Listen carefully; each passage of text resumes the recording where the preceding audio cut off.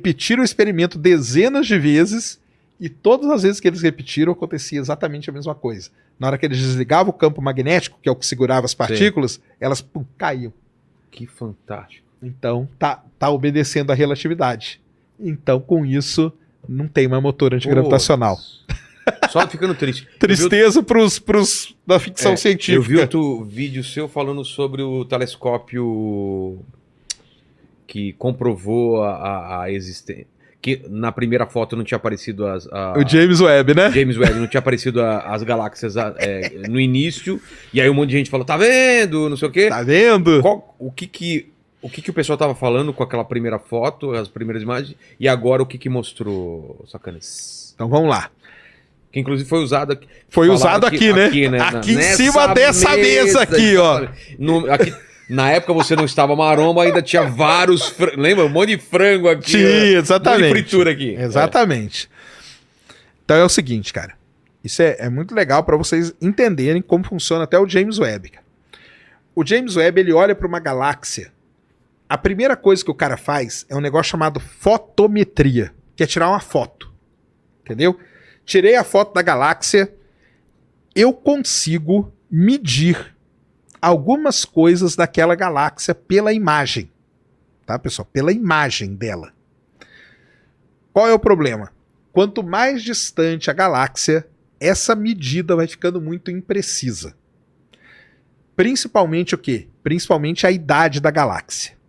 Então foi aquilo que o pessoal falava. Olha lá, o James Webb encontrou um monte de galáxia onde não deveria existir. Pela fotometria. Muito bem. Passou o tempo, igual eu falei aqui aquele dia. Calma, pessoal. Vai passar o tempo. Espera que ele vai fazer a espectrometria, que é tirar o espectro daquela galáxia. E aí é uma medida precisa. Quando fizeram isso, o que aconteceu com aquele monte de galáxia? Desapareceram todas ali. Por quê? Porque a espectrometria mostrou, não é que elas desapareceram, elas estão lá. Só que elas não estão onde a gente pensou que elas estavam. Tem uma galáxia que pela fotometria... Tem alguma foto para ele procurar para ela estava... O que ele procura? Qual que vai ser agora o nome disso aí, hein? Coloca aí, James cara. Webb... coloca James Webb... coloca GZ13, cara, que é o nome da galáxia. GZ13. Tá. Tinha uma galáxia que, pela fotometria, ela estaria a 290 milhões de anos depois do Big Bang, que é muito perto. Quando fez a espectrometria, ela está, na verdade, a mais de 1 bilhão de anos depois do Big Bang. Então bate. Entendeu? Então, Tá só que a espectrometria está onde ela tem que estar, certinho. Entendeu? E essa GZ13, de todas, essa é a única que sobrou. Entendeu? Essa é a única que está onde ela deveria estar mesmo. E tá no começo. É? Só que qual que é o drama do pessoal? Eles falavam... O que é isso? Isso aí, é a galáxia. Esse vermelho... Isso aí é a galáxia. Só que você, olhando aqui, a gente já vê, cara, que isso aqui não é uma galáxia como galáxia que a gente conhece. Que essa que era a questão aquele dia, que não deixaram eu falar. Tá. Eles falavam que essa galáxia aí, ela já estava pronta. Ela já estava do jeito madura e tudo mais. Ou seja, não poderia ter a idade que tem tão próximo ao Big Bang. Só que não, cara. Essa galáxia aí, ela não está totalmente formada ainda. Ela está formando muita estrela, por isso que ela é bem avermelhada, entendeu? Ela não passou por vários processos que a Via Láctea passou, por exemplo, para chegar do jeito que ela é hoje. A Via Láctea, a gente estima que ela tenha 10 bilhões de anos, entendeu? Essa tem quanto? Essa aqui tá a 400 milhões depois do Big Bang. Tá? É considerada hoje a galáxia mais distante que a gente conhece, essa aí. É a GZ13, entendeu? E ela foi comprovada isso aqui que a gente tá vendo é a fotometria. Só que aí você tem o espectro dela. O espectro não faz diferença mostrar um gráfico. Só que o espectro é que mede o desvio pro vermelho.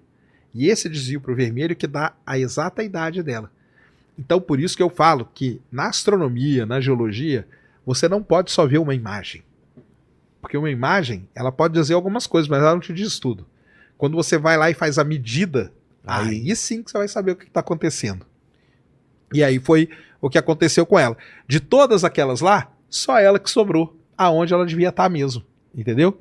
E agora já mostraram de novo que realmente as galáxias lá perto do Big Bang, elas não são estruturadas.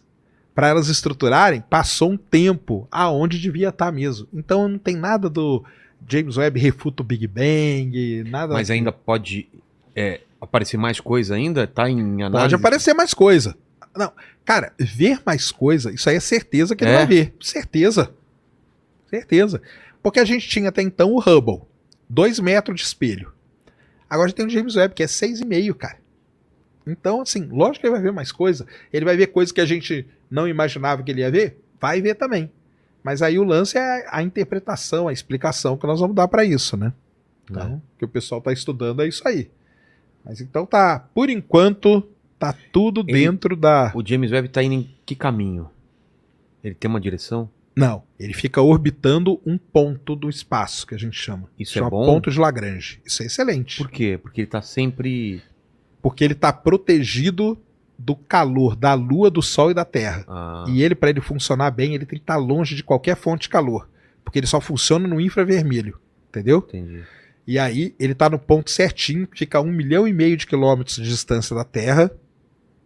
É um chamado... Caramba. 1,5 milhão de quilômetros. A Lua tá 400 mil, é bem depois da Lua. Sim. É um ponto de Lagrange, que é um ponto de equilíbrio gravitacional, ou seja, você gasta muito pouco combustível para manter ele ali. E ali ele está protegido do calor e está com o universo todo aberto. Quando acabar o combustível, o que faz? Aí acabou o James Webb. Sério? Isso aí vai demorar uns 20 anos. Tá. O pessoal já tem o cálculo já. É mesmo? Ele vai operar por uns 20 anos. Já mandaram algum tipo de telescópio em direção ao Sol? Pra morrer mesmo lá? Não vale a pena?